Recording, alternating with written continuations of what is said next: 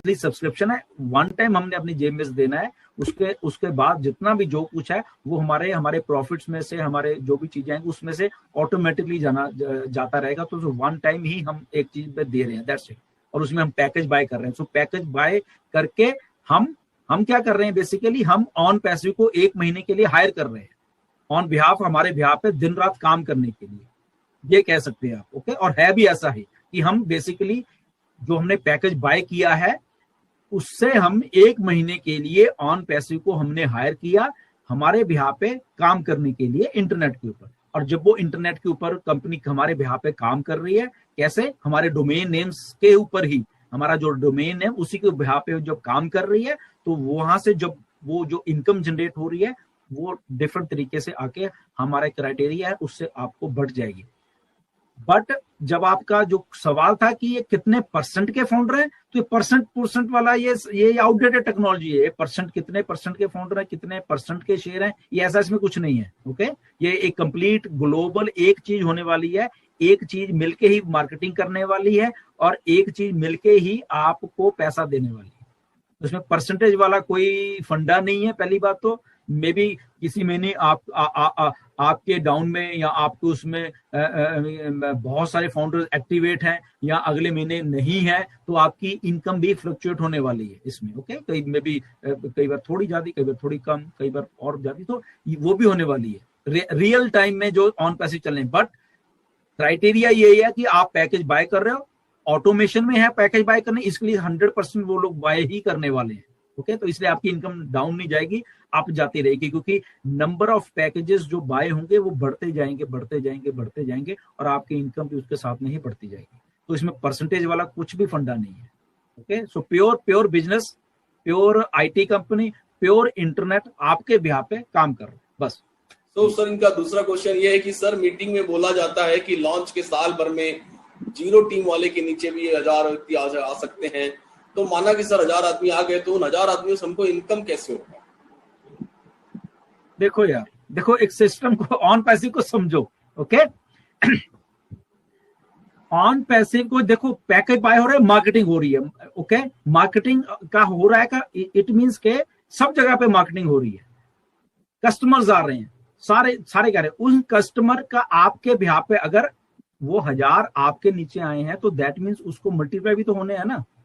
तो मल्टीप्लाई कैसे होना है, क्योंकि उनके जो डोमेन्स हैं, अगर जो 1000 डोमेन्स आपके नीचे हैं, तो वो 1000 भी मार्केटिंग कर रहे हैं ऑटोमेशन में जाके। वो मैनुअल नहीं हो रहा सारा कुछ, वो ऑटोमेशन में हो रहा है सारा कुछ। तो वो जनरेशन जो हो रहा है, अब जब आप बात करते हो ना, बहुत सारे हमारे फाउंडर वो बात करते, सर मेरे नीचे 10 फाउंडर हैं, मेरे नीचे 20 है, मेरे नीचे 50 है, तो मेरी कितनी इनकम होगी, ये आप बिल्कुल भी जज नहीं कर पाओगे। क्यों? क्योंकि मैं बार बार ये बोलता हूं कि जब अब मार्केटिंग हो रही है तो कितने लोग वहां पे आ रहे हैं रियल टाइम में, वहां पे 10 लोग आ रहे हैं, वहां पे 100 आ रहे हैं, या वहां पे 10,000 आ रहे हैं, वो रियल टाइम में हमें मालूम चलेगा। ओके, बट वो बढ़ते जाएंगे। क्यों बढ़ते जाएंगे? क्योंकि मल्टीप्लिकेशन हो रही है, लोग आ रहे हैं, कस्टमर आ रहे हैं, and then there is a criteria of triple entry, influencers आ रहे हैं, ये हो रहा है, वो, तो इतना कुछ हो रहा है। तो आप अगर आज ये सोचते हो कि मेरे 10 लोग की टीम है या 1000 की टीम है, तो वो 1000 की नहीं है। ओके, जब वहां पे ऊपर से ट्रिपल एंट्रीज जनरेट होगी, तो उन ट्रिपल एंट्रीज में भी 1 लाख ट्रिपल एंट्री जनरेट होगी, और 1 लाख में से भी आपको उस 1 लाख में से 50-100 मिल गई। ओके, 50 मिल गई या 100 मिल गई या 10 मिल गई, वो रियल टाइम में मिलने वाली है। अब वो मिल गई, उसके अगले दिन ही या 10 दिन के बाद या 5 दिन के बाद और बहुत सारी एंट्री जो की हैं ट्रिपल जनरेट हो रही हैं, उनका भी हिस्सा आपके नीचे आके कहीं ना कहीं पे आके गिरने वाला है।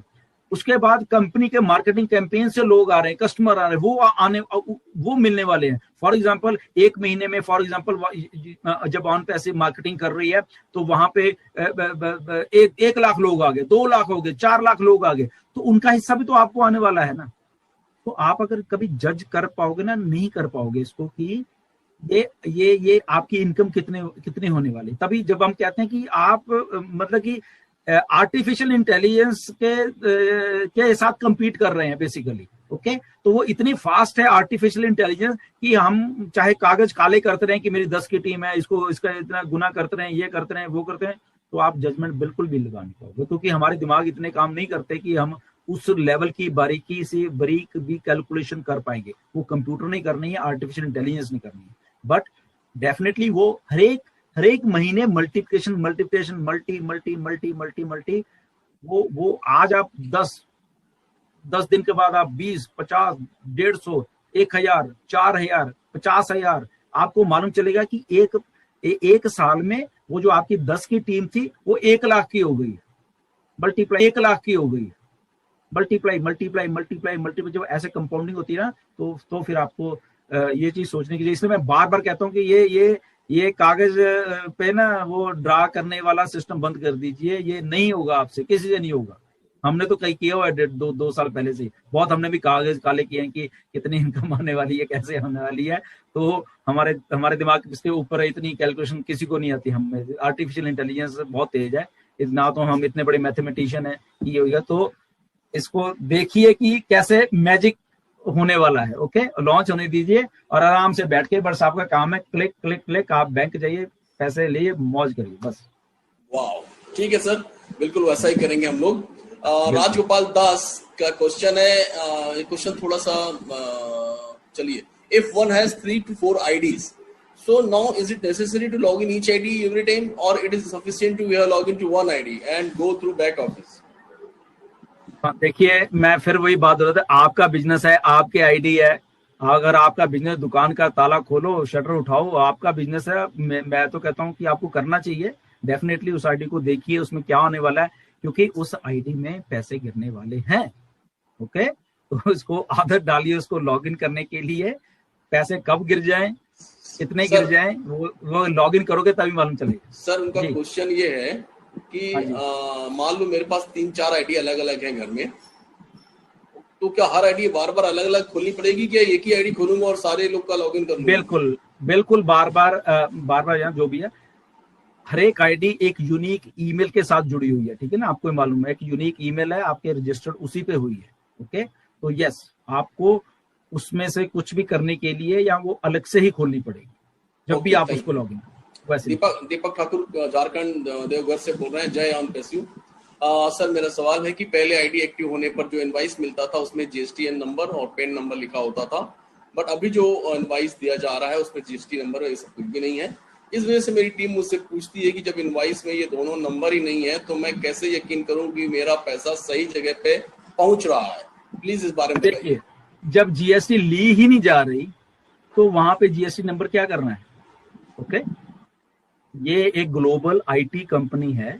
Okay, so global IT company के बहुत सारे क्राइटेरियाज हैं काम करने के। ओके, तो उसमें एक ये भी है कि आपसे जो अब पेमेंट ली जा रही है, क्योंकि वो इंडियन गेटवेज के थ्रू नहीं ली जा रही, तो इसलिए आप जीएसटी क्यों दोगे उसमें? सिंपल सी बात है। ओके, दूसरी बात है कि आपसे लोग पूछते हैं कि ये तो सीधा से वही तो जवाब है ना कि आप जब जीएसटी ली ही नहीं जा रही तो वहां पे आपको वो कॉलम देखेगा ही नहीं, क्योंकि ली ही नहीं आपसे जीएसटी। सिंपल सी बात है। ओके,